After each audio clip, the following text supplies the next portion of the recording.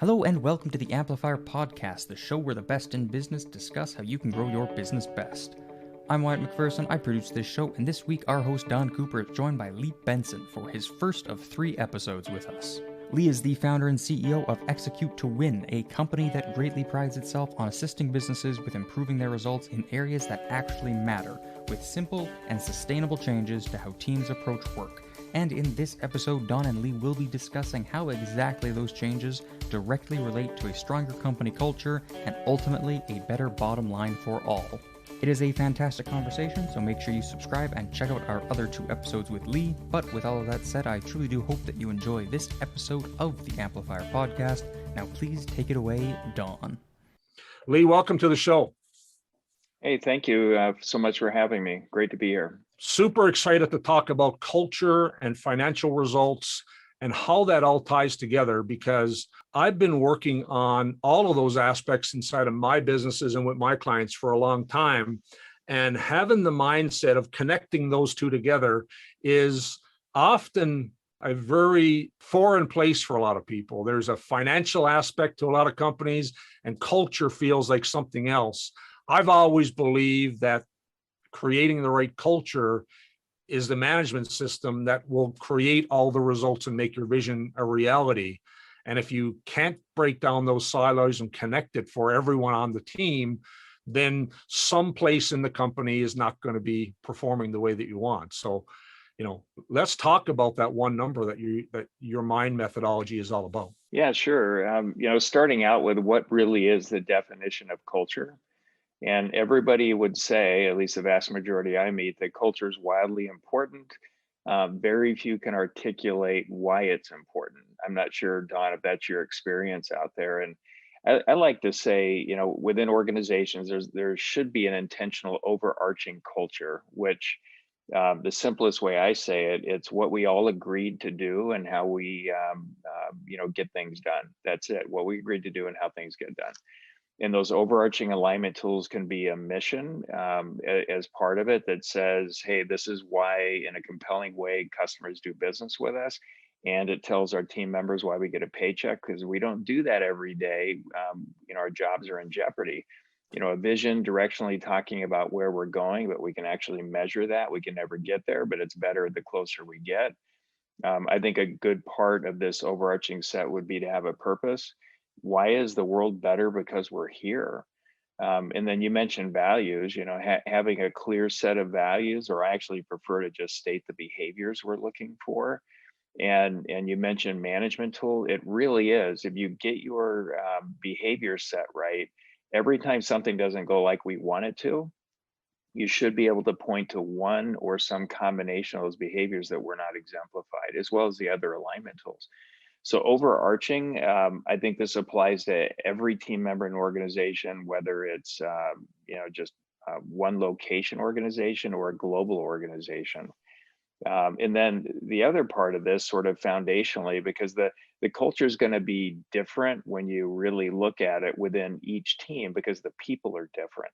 So underlying all of this as a foundation, I believe culture is made up of the beliefs, the accountability, the practices, and decisions from which an organization creates value.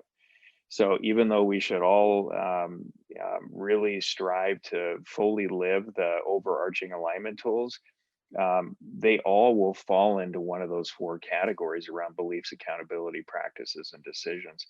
How does that resonate with you, Don, as I talk about that to kind of set the stage for what culture is? Yeah, no, I think it's really succinct, and there's a lot of elements in that, but it's effectively how we act together to get things done and how we agree to do that. I mean, I think so many, companies, a lot of people believe that a culture inside of a company, and this is probably true for lots of organizations, that the culture became organic, and it became organic each time someone entered or left the team or the organization, and things changed. I know in half of my career I was an intrapreneur, and half of my life I've been an entrepreneur.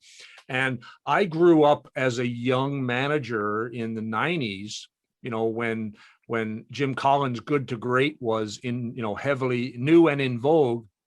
And I remember with two different businesses in that time, where they launched their values and they launched their mission, and there was a little bit of a 1 or 2 day hurrah about it, and then they sent out the cups and they sent out the poster, and then there was no actual action or change in behavior or intentionality from the higher organizational leadership, and then orchestrating it on down on how we should behave according to this mission and values.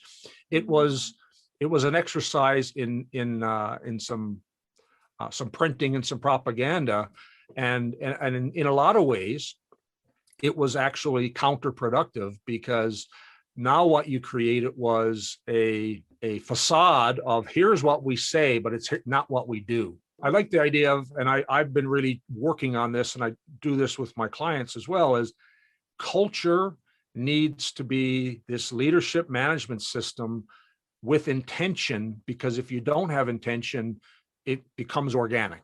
Yes, and I would say most organizations have lots of different unintentional cultures just based on the leadership team that's there. And I was going to comment earlier that I think it's really interesting that companies will say, hey, culture is important. We need to have values and other alignment tools. Let's put together a value committee. And they come out with 5 values, and they put the wallpaper all over the facility. Nobody was involved in creating it other than this small team. And I completely agree with you. The net effect is worse than had they not really done it at all. And I remember when we put those alignment tools together, the mission, we wanted to have a clear purpose for it, i.e., how will it create value for us if we get the mission right, and how will we use it? So before we even drafted the mission statement, it's what I said earlier. We wanted to tell customers in a compelling way why they should do business with us, and tell employees why they get a paycheck. And then we said, from a vision standpoint, we want to have a vision that the closer we get, the more profitable we're going to be. And we wanted to create a scenario where we had the highest unpaid sales force on the planet, because our customers were evangelizing for us. So the vision to maximize the return on our core products and be seen as the industry leader for the services we provide. That was the vision. There was no end to how much we could really grow market share and products and go in that direction. The senior team was involved in creating the vision, the mission, the purpose, the quality policy.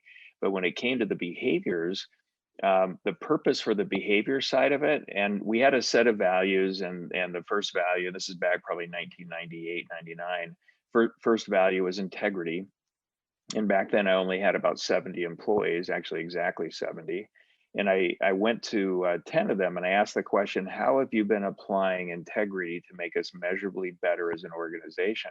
And I got 10 crazy answers that told me that I've completely wasted our time here, and we have all this expensive wallpaper around the facility. That the mission, the vision, the purpose, the quality policy, right on, and that's great. But we didn't have a purpose for, or a reason for, how these values would create more value for the organization. So we backed up, thought about it, and what I essentially developed back then was, we would like a set of behaviors that will create a condition where at any point in time, 50% or more of the employees in the organization will behave, lead, and perform better than the top 10% of the strongest, most admired competitors that we have. And we surveyed all 70 employees, told them what we wanted to accomplish, and asked them to write down the observable behaviors of the best performing folks they've ever worked with on their best days. And 68 of those employees participated in the survey. This giant list of behaviors came in with a lot of commonality, and it distilled down to 6. And it was interesting how integrity was the observable part of it. High performing employees throughout Able Aerospace do what they say they will. And so that was a great one. Or they're fully engaged and participate within the team. They're respectful, honest, and straightforward. They treat company resources as their own. I'll remember those alignment tools forever, because they were in our bones. And every 6-month period, every employee in the organization had to have one example of how they applied each of those alignment tools to make us measurably better, whether it was improving customer experience, internal or external, or profitability or cash flow in the organization. So they were thinking about how this stuff applies. And interestingly, the most difficult one was respectful, honest, and straightforward. What am I supposed to do with that? Pat myself on the back? No. When somebody else, in their passion for getting the results, the end result we're looking for, forgets to be respectful or honest or straightforward, you remaining that way and coming out the other side with something that created more value, that's how you apply it. And there's lots of examples of that. And usually when somebody is not acting appropriately or respectfully, the other person will walk away. They get heated, whatever it is, and nothing gets done. But when people get that way occasionally, because we're all human, you stay in the game, you care about them, you're respectful, honest, straightforward, and you can get a great result.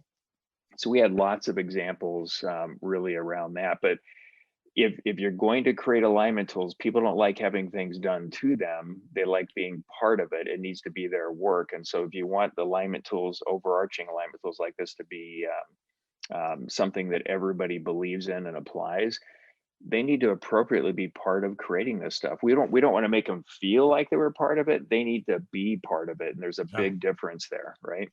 I really, really like that, how you're using that, where you're having each member of the team, articulate how they were operationalizing parts of the culture. We're an EOS business, and lots of my listeners are, and they have a tool in there called, I hate the name of this tool. It's called the People Analyzer, but it's really, as you put it, it's somewhat being done to them, unless it's done unless you have a strong relationship and you're talking through it. The last thing you want to do is, as a leader, manager, supervisor, when you're using that cultural alignment tool, is do it to them and then say, here's what I think. What I started doing, because I wanted to change the way that was used, is I actually had my direct reports use that tool and come back to me and say, here's what I've done. Here's how I think I'm doing on this. When I've kind of flipped the script on the use of that, it was a much more engaging, much higher accountable conversation, where if they felt like they were below the bar on a particular part of our culture, they were actually coming to the table saying, but I'm going to change that, and I know I've got to work on that, and here's how. But I love the idea of articulating some part of your culture, how you put it to use and represented it, that got a return on investment. That's a really, really, and the idea that they are the ones sort of reviewing themselves from a contribution standpoint, I think is really insightful. Well, philosophically, I think everything an organization does should be done with the intent of making it measurably better. Yep. And everything else is a waste of time and resources. And so culture should fall into that. Alignment tools should fall into it. And what I've learned, and I'm on my 7th business that I've started from scratch, is that how we do the work, that foundational system of doing work to improve whatever is most important, is the first thing that you need to do as an organization to get agreement on that. And usually in companies, you say you use EOS, which is fantastic. I applaud any honest effort to improve how an organization creates value. And it creates sort of a common language across all the teams. And if you jump team to team, you can get right into exactly how they do the work, and it's fantastic. I think one of the challenges with most operating systems is that they'll often make process way more important than what is most important. Yes.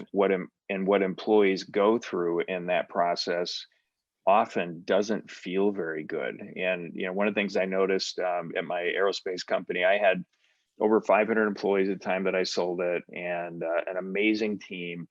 And I was able to take something that was kind of like traditional goal setting and drive it to the front line. We had a quality, cost, safety, delivery, and cultural goal for every employee. It went all the way down. It was all the way connected to the top. Every month, as part of our operating system, our biggest conference room sat over 300 people. Every functional group would come in with all the sub teams. We'd spend 30 minutes on what's going on with the company, 30 minutes on their numbers, their goals, and what they're doing to make it even better. And we beat everybody on the planet in any core product that we chose to focus on. It just worked. I had about 36 of my friends through different CEO peer advisor groups that I belonged to say, hey, we want your results. Will you come in and work with us? And I said, well, sure. I have a software company. We built some tools to make it easy to do this stuff. Went in and talked to their teams, gave them the software, just use it. Not one of them could sustain it over time. And they never came back and said it didn't work. What they did do is that they felt bad that they didn't have the discipline and energy to drive it. And it really is a Herculean effort to drive traditional goal setting. And then what does it feel like for an employee? Hey, every quarter set 2 goals, 3 goals, set a rock, whatever it happens to be, get it approved by your manager, and then rinse and repeat every quarter. It doesn't feel very good.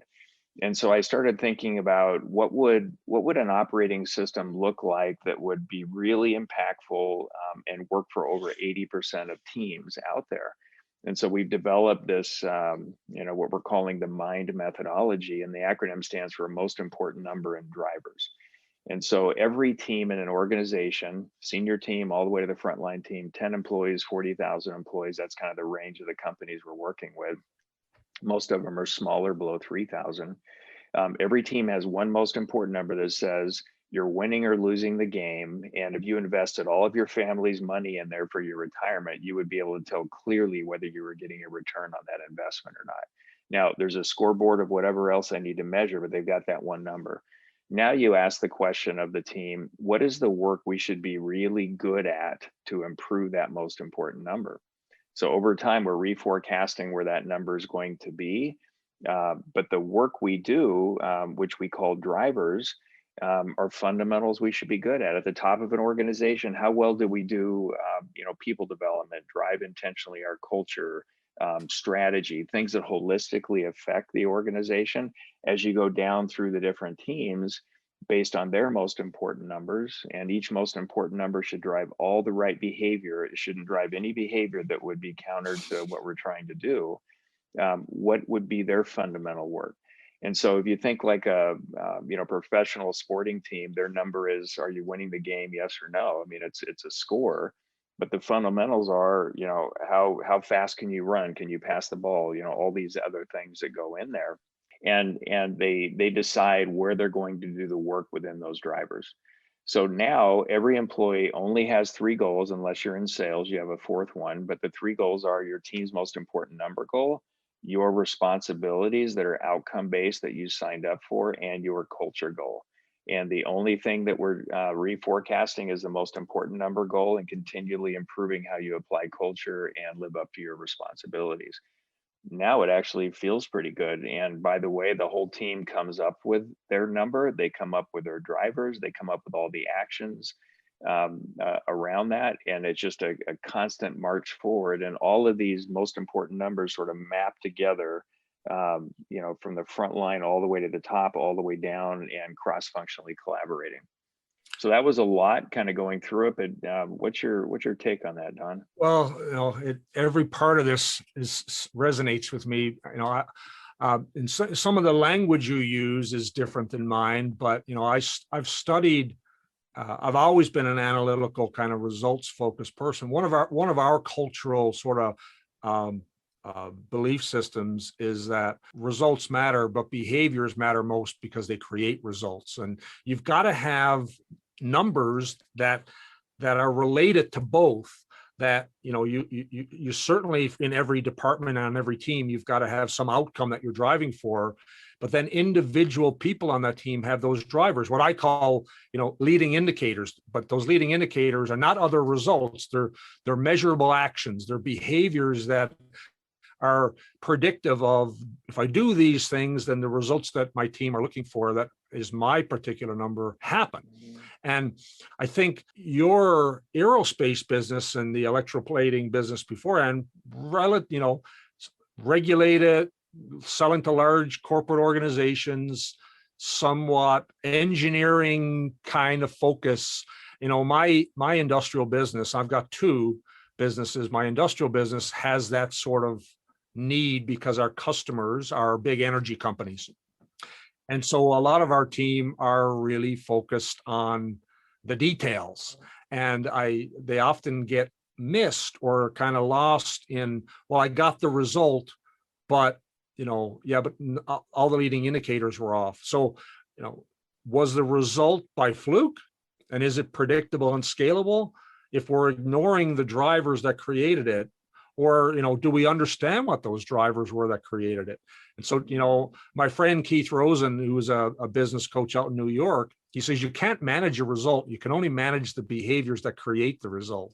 And so, the focus on everyone in the organization having those drivers and those most important numbers, I think, is so key. You mentioned everyone has 3 numbers and sales has 4. Can you elaborate on what that means? Well, three goals, and the goals don't ever change. The most important number will get reforecasted. So if it's profitability for the senior leadership team or cash flow, we want that to continually improve over time. Right. So that's the one goal. It's a shared goal. It's a team goal. You still want to capture how well they contribute to it and where there's opportunities to improve how they contribute to it. In a performance review. We call them performance snapshots because everybody should know what's expected and where they stand 100% of the time, no surprises. But you do want feedback from the entire team that you are on around what you do well and some opportunities. You want all that. And then the second goal would be your responsibilities based on your role. And the responsibilities need to be outcome based. When you look at that list, it's not a giant list. It might be 3 to 6. But you should be able to tell, looking at that list, whether this person is getting it done or they're not. Some people are in roles that they're just not capable of achieving. Great people, but they're not capable. And so that's the second goal. The third one is culture. How well are you living the cultural elements, these alignment tools that we've been talking about to, create more value for the organization? Which ones do you live well? Which ones offer opportunities for improvement? Are you intentionally living these things to create more value? Are you intentionally encouraging and developing other employees to be able to live these alignment tools? So there's clear objective scoring criteria around that for all 3 of those goals. Now, if you're in sales, you also have your most important number, a number you're trying to get. There's a few other positions that might have that 4th goal, but if you do have it in this example, you're in sales, you have 4 goals. They never change, but how you reforecast that will change because you want it to improve over time. And what I've seen, and I think I said it earlier, traditional goal setting just doesn't stand the test of time. And I don't care whether it's a small 10-person organization or 40,000. When I go in and audit the goals, they've instilled this thing. Over 90% of the goals are not very thoughtful. They're just terrible. And it becomes a check the box experience. And so with the most important number, I call it min mapping, most important number mapping. It's really easy to see that whole picture. And yep, they've got the right numbers, they're driving the right behavior. For example, if you had a production facility, if you had a most important number, which was delivering on time, that could drive all the wrong behavior. You could triple your people and equipment and lose money, but everything got out on time. And maybe the quality was bad, right? So in a production facility, I believe, let's say you're making a product, the most important number directionally is somewhere around growth and gross profit.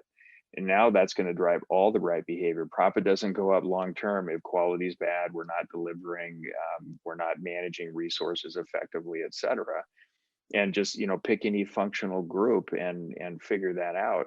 So getting the goals right, the work that people do to improve their most important number is everything. And when you go back and audit, now you don't have this problem that you have with most traditional goal setting systems. And the last thing I would add is when you show up with this methodology as a team, you're organizing the work that you can do, and then you're agreeing on the work that you will do, and you're staying 100% aligned to actions to get that work done through the lens of improving the most important number. From a goal setting standpoint, I think you're so right that so many goal setting processes, fall apart. I mean, the things that I've seen, I recently became a certified behavior designer with Dr. BJ Fogg and went through his process. Mm-hmm. And what I learned through his methodology, because his methodology is all just about design, from a business point of view, is designing a set of behaviors that get an outcome, right? Which is what a goal is, right? And in that work, the two things that really struck me, one was that so many people will create they will design behaviors around what they've got to do to accomplish a goal, but the behavior isn't really a behavior. It's actually an aspiration or another outcome.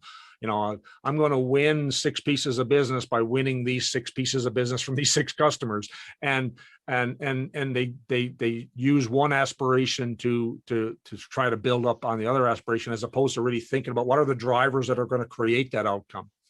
And the other thing that I really saw, I saw it in real life, and I really learned about it with the work with Dr. Fogg, was so many leaders will create goals and then will design they'll use OKRs or some methodology, and they'll do it in a vacuum. They'll have 15 things that need to get done, and they'll map it all out. And then they'll say, okay, I'm going to work on this goal, this rock, this OKR. And they didn't involve the team who had to do 80% of the activities. And then so there's a lack of buy-in. And so it's almost like they're holding the entire goal on their own shoulders without having a teamwork mindset.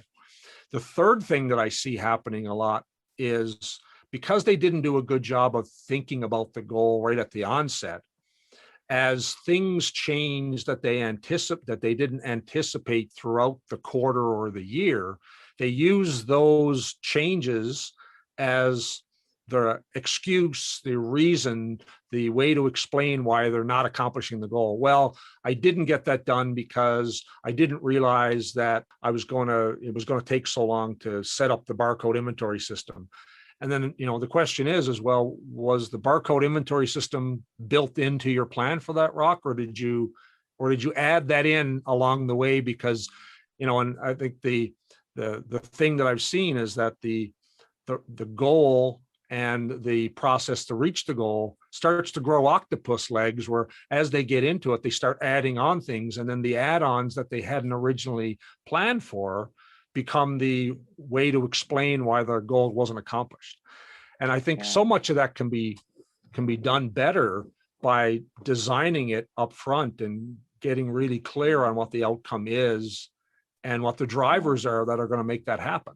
And there you have it. Thank you so much, everybody, for listening to this episode of the Amplifier Podcast.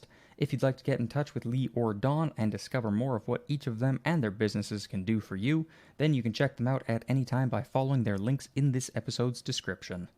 Make sure you leave a 5-star rating on the show. It truly does help us out a lot, and be sure to subscribe so you never miss an episode. With all of that said, though, I truly do hope that you've enjoyed this episode of the Amplifier Podcast, and we shall see you next time.